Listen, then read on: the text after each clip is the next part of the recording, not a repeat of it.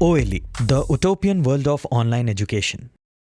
Hello students, welcome to OLE. Today we are going to discuss the topic number system. अगर आपने मेरा previous video lecture देखा हो तो उसमें नंबर सिस्टम का जो कॉन्सेप्ट है वो बहुत ज़्यादा डिटेल में एक्सप्लेन किया गया है कि नंबर्स क्या होते हैं, रियल नंबर्स क्या होते हैं, नेचुरल नंबर्स क्या होते हैं, होल नंबर्स क्या होते हैं, इरेशनल नंबर्स क्या होते हैं. Each and everything has been explain in detail. जैसे अभी तक आपने प्रीवियस वीडियो लेक्चर में देखा होगा कि कैसे दो रैशनल नंबर के बीच में हम number of rational number insert कर सकते हैं. तो वही चीज़ हमें यहाँ पे क्या करनी है, सीखनी है बेसिकली. क्लियर? चलिए अच्छा, आज के इस वीडियो लेक्चर में हम डिस्कस करेंगे कि कैसे हम रैशनल नंबर को डेसिमल में कन्वर्ट करेंगे. तो देखते हैं.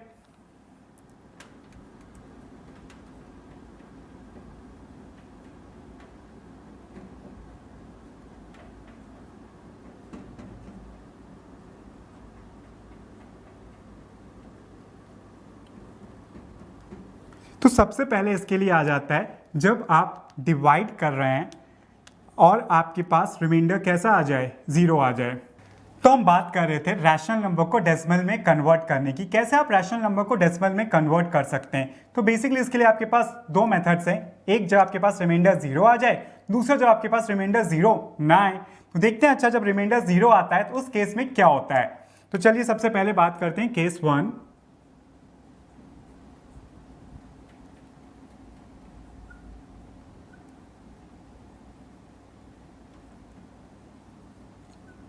Reminder is zero. रिमाइंडर कैसा आ रहा है, जीरो आ रहा है. यस, इसमें क्या होता है कि जब आप डिवीजन करते हैं तो कुछ स्टेप बाद आपका रिमाइंडर क्या हो जाता है, जीरो हो जाता है. और जो आपका रैशनल नंबर है वो डेसिमल फॉर्म में कन्वर्ट हो जाता है. तो इसमें जो डेसिमल्स आ रहे होते हैं बेसिकली आपके वो कहलाते हैं टर्मिनेटिंग डेसिमल. टर्मिनेटिंग मीन समझ रहे हैं. यस, पॉइंट के बाद जो डेसिमल्स आएंगे वो ज़्यादा रिपीट नहीं हो रहे होते हैं. ठीक है, तो रिमाइंडर इज जीरो. तो चलिए अच्छा लिख लेते हैं P upon Q form when P divided by Q in sub steps the remainder is zero. कुछ स्टेप में क्या हो जाता है, जो रिमाइंडर होता है वो कैसा होता है, जीरो हो जाता है. अब इसके बाद जो डेसिमल के बाद आपके जो पॉइंट्स आते हैं बेसिकली उसे हम क्या बोलते हैं, टर्मिनेटिंग डेसिमल्स. हम बोलते हैं उसे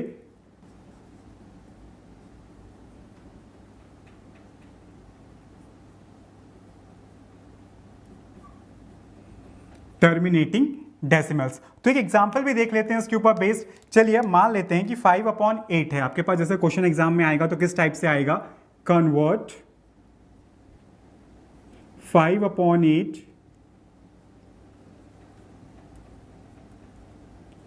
इंटू डेसिमल्स. 5 अपॉन 8 को आपको क्या करना है, डेसिमल्स में कन्वर्ट कर देना है. तो सिंपल है. तो सबसे पहले आपको क्या करना पड़ेगा, डिवीजन प्रोसेस. तो चलिए अच्छा, इट मीन्स दैट 5 को किससे डिवाइड करना है, 8 से. तो ये आ गया 5 और आपके पास हो गया ये 8. तो सबको पता है 5 जो है 8 की टेबल में तो जाएगा नहीं. तो आपने क्या कर लिया, पॉइंट लगाया और आपने यहाँ पे क्या कर लिया, जीरो बढ़ा दिया. अगर हम इसको डिवाइड करने जा रहे हैं तो यहाँ पे बेसिकली आपके पास क्या आ जाएगा, डिवीजन मेथड आपको अप्लाई करना है. तो 8 को आपको क्या करना है, 5 से डिवाइड कर देना. तो आपने पॉइंट लगा दिया और यहाँ पे क्या कर लिया, 50. क्यों ऐसा किया, क्योंकि सबको पता है बिकॉज जो 5 और 8 से कैसा है, डिविजिबल नहीं है. जैसे ही आपने पॉइंट लगाया यहाँ आपके पास ये क्या हो गया, एक जीरो इंक्रीज कर गया एंड दिस इज योर 50. तो 8 की टेबल में 50 कितना टाइम जाएगा. तो सबको पता है दैट 8 6 ज़र 48 होता है और 7 ज़र आपके पास 56 होता है. 8 8 ज़र कितना होता है, 64. तो हम बात करें 7 टाइम ज़्यादा हो जाएगा. तो यहाँ पे आपके पास ये आ जाएगा पॉइंट. तो 6 कितना आ गया आपके पास, 48. आपने माइनस कर दिया, 2 बच करके आ गया. अब आपको बेसिकली क्या करना है, यस अगर आप बात करी जाए तो आप देखिए तो अभी भी 2 तो 8 के टेबल में नहीं जाएगा. तो पॉइंट लगा हुआ था यहाँ पे, तो क्या हो जाएगा, फिर से एक जीरो बढ़ जाएगा. अब 28 के टेबल में तो जाता नहीं है, कितने टाइम चला जाएगा. तो सबको पता है 2 ज़ा कितना होता है, 16. तो आपने कर दिया, 2 आ गया, 8 2 ज़ा कितना हो गया, 16. फिर आपने क्या कर दिया, माइनस किया तो कितना बच गया आपके पास यहाँ पे, 4. फिर से पॉइंट, क्योंकि 8 की टेबल में 4 भी नहीं जाएगा और पॉइंट लगा हुआ था इसलिए आपको यहाँ पे क्या आ जाएगा, जीरो आ जाएगा. तो ये क्या हो गया, 40 हो गया. तो बेसिकली अब यहाँ पे क्या आ जाएगा, अगर आप देखें तो आपके पास क्या आ रहा है, 8 की टेबल में 40 कितने टाइम जाता है, 5 टाइम्स जाता है. तो ये आ गया 0.625 और यहाँ पे आपके पास ये आ जाएगा 40 और देखा आपने रिमाइंडर क्या आ गया, जीरो. यानी जब कभी भी हमारे पास रिमाइंडर क्या आता है, जीरो आता है, जो डेसिमल आपके पास आ रहे होते हैं वो कैसे होते हैं, टर्मिनेटिंग डेसिमल। टर्मिनेटिंग मतलब होता है कि डेसिमल्स आपके रिपीट नहीं कर रहे होंगे। तो बात करी जाए तो 5/8 को अगर डेसिमल में कन्वर्ट करना है तो आपने इसको डेसिमल में कन्वर्ट करके लिख दिया दैट 0.625। 5/8 को अगर डेसिमल फॉर्म में कन्वर्ट करें तो आपका आंसर आएगा 0.625। अब नेक्स्ट इंपॉर्टेंट चीज जो आपको याद रखनी है कि टर्मिनेटिंग डेसिमल्स क्या होते हैं, तो याद रखिएगा पॉइंट के बाद कोई भी डेसिमल आए, कोई भी वैल्यू आपकी रिपीट नहीं करेगी। जितने भी डेसिमल्स आएंगे वो सारे क्या होंगे, आपके अलग अलग होंगे। And the student make a mistake, इसको कैसे रीड किया जाता है, तो याद रखिएगा पॉइंट के बाद डेसिमल को आप कभी 625 नहीं रीड करेंगे, इट इज 0.625।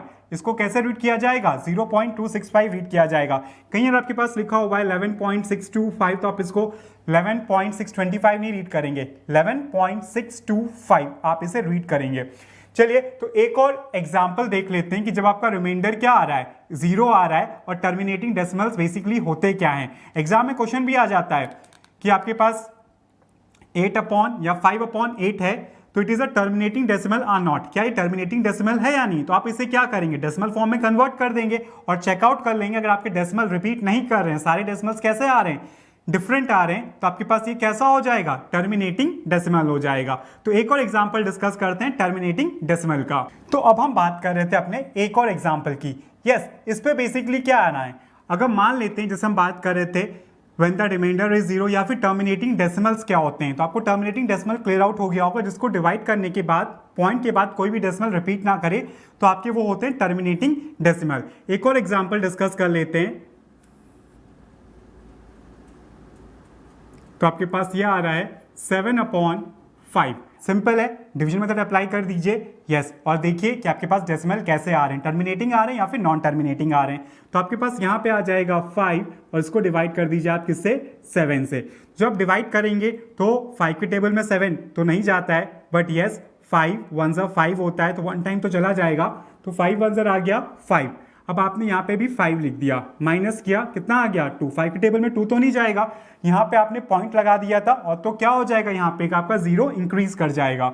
जैसे आपका 0 इंक्रीज किया तो 5 के टेबल में 20 इजीली चला जाता है। यस, कितने टाइम जाता है, 4 टाइम जाता है। तो यहाँ पे आपने लिखा 20 और यहाँ पे आपने लिख दिया 4, इसको आपने कर दिया माइनस, तो यहाँ पे आपके पास बच करके आ जाएगा 0। तो देखा आपने इस केस में भी रिमाइंडर क्या आ गया, 0। तो जब आपने 7/5 को कन्वर्ट कर लिया किस में, डेसिमल में, तो आपके पास ये आ जाएगा 1.4।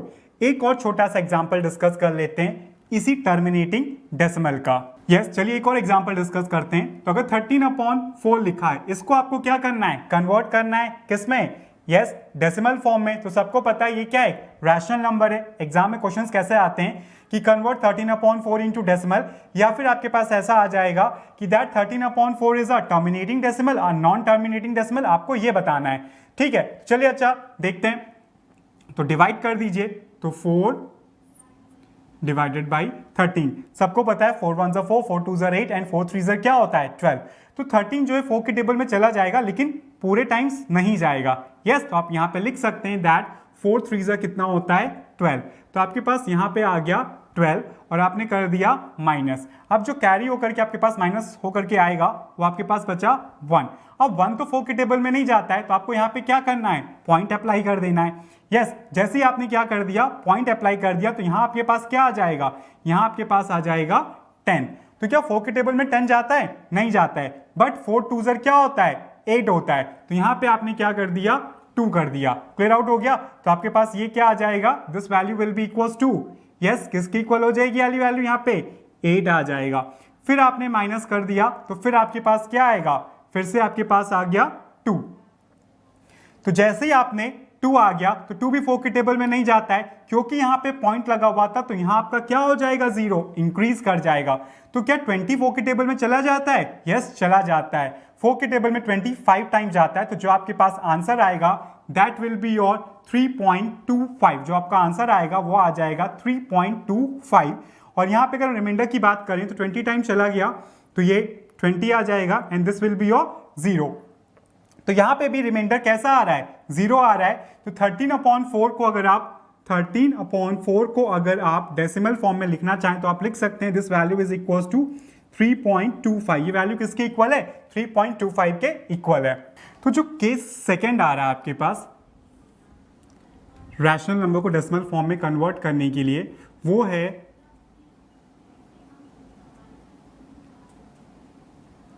Reminder is not zero.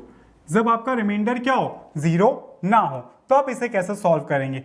जब आपका रिमाइंडर जीरो नहीं होता है तो आपका जो डिवीजन होता है वो कुछ लेंथी स्टेप में बेसिकली चलता चला जाता है, क्योंकि रिमाइंडर जीरो नहीं आ रहा होता है तो आपके पास प्रोसेस कंटिन्यू होता चला जाएगा और डेसिमल के बाद कुछ वैल्यूज आपकी क्या करने लग जाएंगी? रिपीट करने लग जाएंगी। हर बार आपके पास वही वैल्यू आएंगी। थोड़ा सा ये लॉन्ग हो जाता है, इसीलिए इसको हम लोग बोलते हैं नॉन टर्मिनेटिंग डेसिमल और रीअकरिंग डेसिमल। इस केस में जो आपके पास रिमाइंडर जीरो नहीं आता है, जो आपके पास डेसिमल आ रहे होते हैं, वो आपके कहलाते हैं नॉन टर्मिनेटिंग डेसिमल और रीअकरिंग डेसिमल।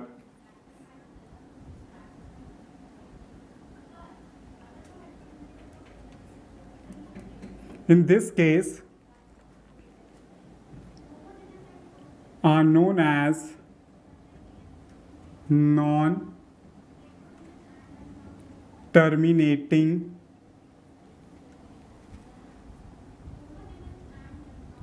decimals or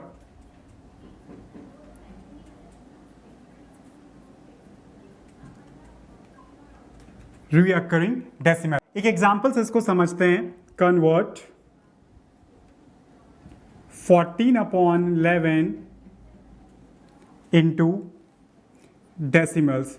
यहां पे आपको क्या करना है? 14/11 को क्या करना है? डेसिमल्स में कन्वर्ट कर देना है। तो इसे आप कैसे कन्वर्ट करेंगे? बहुत ही सिंपल प्रोसेस है। चलिए अच्छा देखते हैं।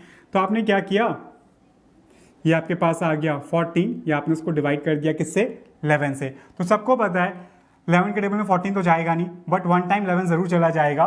तो 1 टाइम चला गया 11, तो आपके पास यहाँ पे आ गया 11। अब माइनस कर दिया आपने, तो आपके पास जो रिमाइंडर बच करके आएगा दैट विल बी योर 3। अब 11 के टेबल में 3 तो जाएगा नहीं, तो आपने यहाँ पे क्या कर दिया? पॉइंट अप्लाई कर दिया और आपने यहाँ 0 इंक्रीज कर दिया। जैसे ही आपने यहाँ 0 इंक्रीज किया तो अभी भी क्या 30 चला जाएगा 11 के टेबल में? नहीं, बट सम वॉट जा सकता है। जैसे 11 2s 22 होता है, 11 3s 33। तो आप यहाँ लिख सकते हैं कि अगर हम 2 टाइम्स करें तो हमारे पास यहाँ पे आ जाएगा 22। फिर आपने क्या कर दिया? माइनस कर दिया। अब रिमाइंडर कितना बच गया? 8। पॉइंट लगा था, क्योंकि 11 के टेबल में 8 भी नहीं जाएगा, तो नीचे आपके पास 0 क्या कर जाएगा? फिर इंक्रीज कर जाएगा। अब बात करी जाए क्या 11 के टेबल में 80 चला जाएगा? नहीं जाएगा। सबको पता है 11 7 77 होता है, 11 8 88 होता है, तो 80 तो कहीं नहीं जा रहा है। तो अब क्या करेंगे? फिर आप 11 7 कर देंगे तो आपके पास क्या आ जाएगा? यस, अगर हम बात करें तो यहाँ पे फिर आपके पास आ जाएगा 77। फिर आपने माइनस कर दिया तो आपके पास रिमाइंडर आ गया 3। अब क्योंकि यहाँ पे पॉइंट लगा था तो फिर से आपके पास क्या आ जाएगा? 0 आ जाएगा। तो आपके पास ये वैल्यू आ गई क्या? 30। अब सबको पता है 11 के टेबल में 30 तो जाएगा नहीं, तो 2 टाइम्स 22 आ जाएगा। तो यहाँ पे फिर 2 आ गया। फिर आपने क्या कर दिया? 22। फिर आपने माइनस किया तो आपके पास आ गया 8। अब क्योंकि पॉइंट लगा था तो 8 तो जाएगा नहीं, पॉइंट लगा था तो आपने यहाँ 0 इंक्रीज कर दिया। तो फिर आपके पास क्या आ जाएगा? 11 के टेबल में क्या 80 जाएगा? नहीं जाएगा। तो 11 7 कितना होता है? 77 होता है। तो यहाँ पे आपके पास आ जाएगा 77।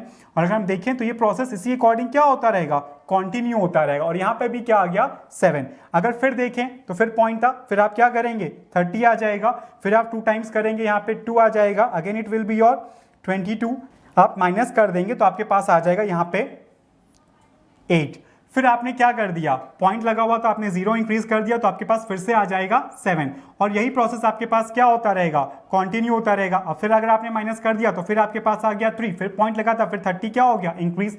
तो इस अकॉर्डिंग अगर आप देखें तो आपके पास 27 27 27 क्या कर रहा है? रिपीट कर रहा है। इट मीन्स दैट यहाँ पे 27 क्या है पॉइंट के बाद? रीअकरिंग डेसिमल या फिर नॉन टर्मिनेटिंग डेसिमल है। तो अगर बात करी जाए तो आप 14/11 को ऐसे भी लिख सकते हैं दैट 1.272727।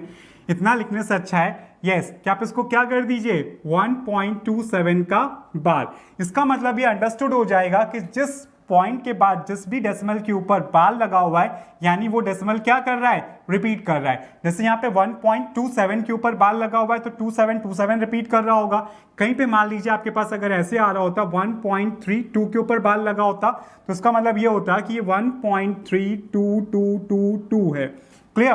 तो बेसिकली ये आपके पास क्या है, रीअकरिंग डेसिमल या नॉन टर्मिनेटिंग डेसिमल है। 1.27 बार भी आपके पास क्या है, रीअकरिंग और नॉन टर्मिनेटिंग डेसिमल है।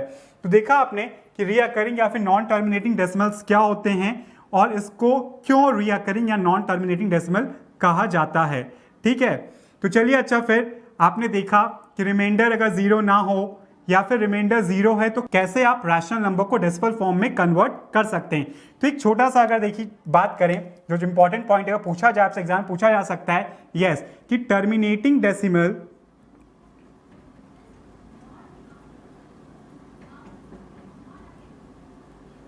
क्या होते हैं। अगर हम टर्मिनेटिंग डेसिमल की बात करें तो आपके फाइनाइट डेसिमल होते हैं। कैसे होते हैं ये आपके फाइनाइट डेसिमल, क्योंकि आपको पता होता है कि इसकी वैल्यूज मैक्सिमम पॉइंट के बाद 3 2 4 5 कुछ जाएगी। लेकिन अगर नॉन टर्मिनेटिंग डेसिमल की बात करी जाए तो आपके कैसे होते हैं, इन्फिनाइट। वो आपको पता है, इसी एग्जांपल में अगर बात करी जाए कि 1.27 आ रहा है तो 27 कितनी बार रिपीट करेगा आपको नहीं पता, 1 टाइम 2 टाइम 3 टाइम 4 टाइम में तो रिपीट करता ही जाएगा इन्फिनाइट टाइम्स तक। तो जो नॉन टर्मिनेटिंग डेसिमल्स होते हैं आपके नॉन टर्मिनेटिंग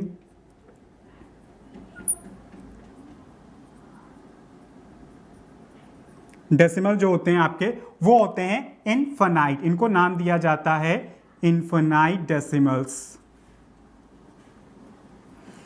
तो non terminating decimal infinite decimal कहलाते हैं, टर्मिनेटिंग डेसिमल आपके फाइनाइट डेसिमल कहलाते हैं। तो आपने सीख लिया कि कैसे हम रैशनल नंबर को डेसिमल्स में कन्वर्ट करते हैं।